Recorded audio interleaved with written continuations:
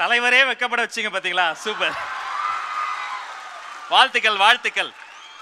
நம்மளை மட்டும் நம்பியே வந்திருக்கின்ற தமிழ்நாட்டினுடைய வருங்கால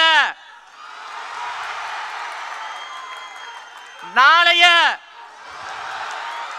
தமிழ்நாட்டினுடைய வருங்கால முதலமைச்சர் தலைவர் தளபதி அவர்களுக்கு வணக்கம்.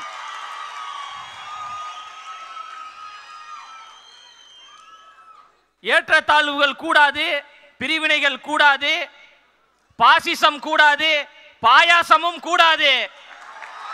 நாம் எல்லோரும் சமம், பிறப்புக்கும் எல்லா உயிருக்கும் என்கின்ற சமத்துவ கொள்கைகளை முன்வைத்தும் அந்த கொள்கை கோட்பாடுகளை உள்வாங்கிக் கொண்டும் மதசார்பற்ற சமூக நீதி அரசியலையும் எங்களுடைய கொள்கை தலைவர்களாக இருக்கக்கூடிய பகுத்தறிவு பகலவன் தந்தை பெரியார் அவர்களையும், அறிவு ஆசான் அண்ணல் அம்பேத்கர் அவர்களையும், ஐயா கர்ம வீரர் காமராஜர் அவர்களையும், வீரமங்கை வேலு நாச்சியார் அவர்களையும், மக்கள் சேவகர் அஞ்சலை அம்மாள் அவர்களையும் கொள்கை தலைவர்களாக ஏற்றுக்கொண்டு தமிழ்நாட்டினுடைய அடையாளமாக, தமிழ்நாட்டினுடைய முகமாக, தமிழ்நாட்டினுடைய முகவரியாக இருக்கின்ற கழக தலைவர் அவர்களையும் நம்பித்தான் அரசியல் பயணத்திற்கு சமூக பணிக்கு நாம் வந்து கொண்டு மிகப்பெரிய ஆலமரமாக இருக்கக்கூடியவர்கள் என்று சொல்லக்கூடியவர்களை நெஞ்சிரத்தோடு எதிர்த்து நாம் களம் செய்து மக்களுக்கு நல்லாட்சியை கொடுப்பதற்கு நாங்கள் தயாராக இருக்கிறோம் என்கின்ற தைரியத்தோடு இருக்கிறோம் என்றால் ஒற்றை முகம்தான் தலைவர் என்கின்ற ஒரு ஒற்றை முகத்திற்காகத்தான் நாம் பணி செய்து கொண்டிருக்கின்றோம். தலைவனுடைய முகத்தை பாருங்கப்பா, முதல்ல எங்க தலைவனின் சிரிப்பை பாருங்க. எங்க தலைவனின் முகமும் எங்க தலைவனின் சிரிப்பு தான் எங்களுக்கான ஆயுதம், எங்களுக்கான அடையாளம். இந்த அடையாளத்தையும் இந்த ஆயுதத்தையும் வைத்து 2026 தமிழ்நாட்டில் தமிழக வெற்றி கழகம் ஆளுங்கட்சியாக இருக்கும் இருக்கும் இருக்கும் என்பதில் எந்த மாற்று கருத்தும் கிடையாது.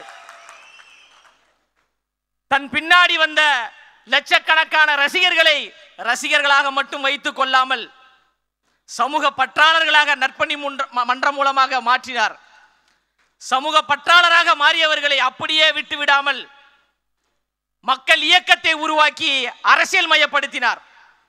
அரசியல் மயப்பட்ட தோழர்களை அப்படியே விட்டுவிடாமல் தமிழக வெற்றி கழகம் என்கின்ற வரலாற்று சிறப்பு மிக்க கட்சியை உருவாக்கி நாம் எல்லோரையும் தலைவர்களாக உருவாக்கியிருக்கிறார்.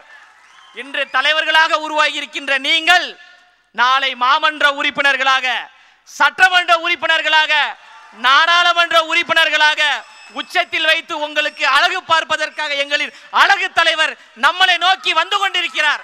வந்துவிட்டார். மக்களுக்காக சேவை செய்வதற்கு தயாராகிவிட்டார். புரட்சியாளர் அண்ணல் அம்பேத்கர் அவர்கள் சொல்வது போன்றுதான், அதிகாரம் மிக வலிமையானது, அதை அடைந்து விட்டால் எல்லாம் எளிமையானது என்று. அந்த அதிகாரத்தை தலைவர் கைப்பற்றுவார், சமூக நீதி ஆட்சியை உருவாக்குவார், சமத்துவ ஆட்சியை உருவாக்குவார், இந்த மண்ணுக்கான மக்களுக்கான ஆட்சியை நிலைநிறுத்துவார். அதில் எந்த மாற்று கருத்தும் கிடையாது. தியாக உணர்வோடு நமக்காக வந்திருக்கின்றார், தமிழ்நாட்டு மக்களுக்காக வந்திருக்கின்றார். நிறைய பேர் சொல்றாங்க இவர்கள் எல்லாம் ரசிகர்கள் கூட்டம், இவர்கள் எல்லாம் நம்ம சாதாரணமாக கையாண்டு விடலாம், சாதாரணமாக அணுகி விடலாம் என்று நினைக்கிறாங்க. அவர்களுக்கு ஒன்றே ஒன்றை மட்டும் நான் சொல்லிக் கொள்கிறேன். காற்றாற்று வெள்ளத்தில் கரைந்து போவதற்கு நாங்கள் ஒன்றும் களிமண்கள் கிடையாது. அந்த காற்றாற்று வெள்ளத்தின் திசை வழி போக்கையே மாற்றக்கூடிய கரும் பாறைகள் என்பதை யாரும் மறந்துடாதீங்க. அவர் என்ன சாதாரண தலைவரா? அவர் என்ன சாதாரண தலைவரான? தமிழ்நாட்டில் சரித்திரத்தை ஏற்படுத்தக்கூடிய ஒரு தலைவர்,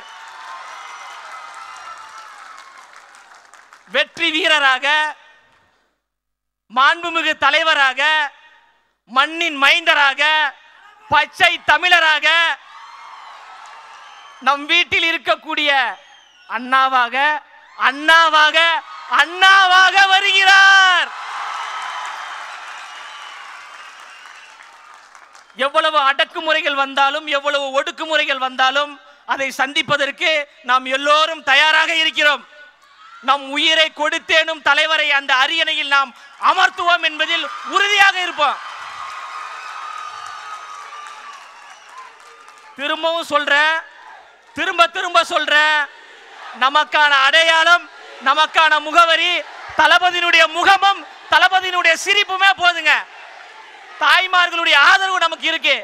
அதனால யார் நினைத்தாலும் யார் தடுத்தாலும் தளபதி அவர்கள் சென்ட் ஜார்ஜ் கோட்டைக்கு முதலமைச்சராக செல்வதை எந்த கொம்பாதி கொம்பனாலும் தடுக்க முடியாது.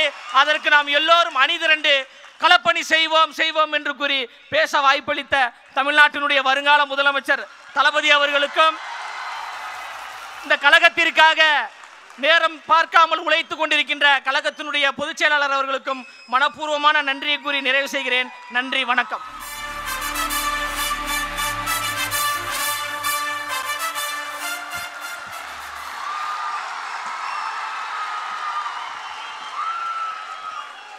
மணி தம்பிக்கிட்ட பிடிச்சது என்னன்னா தலைவரே வெக்கப்பட வச்சீங்க பாத்தீங்களா, சூப்பர்.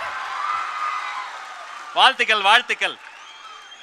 ஒரு கவிதை போல அமர்ந்திருக்கிறார் இந்த மனிதர். எல்லா விஷயத்திலும் முதன்மை, ஆனால் எப்போதும் எல்லோருக்கும் எளிமை. அதுதான் எங்களுடைய தலைமை.